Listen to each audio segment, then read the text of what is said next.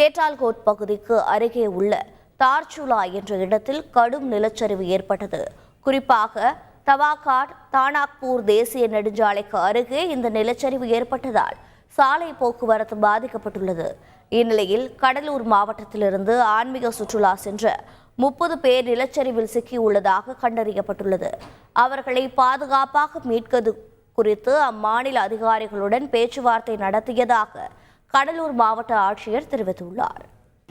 இதேமாரி நாங்கள் வந்துக்கிட்டு இருந்தோம். கீழே வரக்குள்ள எங்கள் கண்ணு முன்னாடியே நிலச்சரிவு ஏற்பட்டது. அதை பார்த்தோம், வீடியோவும் எடுத்து வச்சுருக்கிறோம். நாங்கள் நல்லா மாட்டிக்கிட்டோம். 10-15 நாள் ஆக மாட்டேங்குது அது கிளியர் பண்ணணும்னா.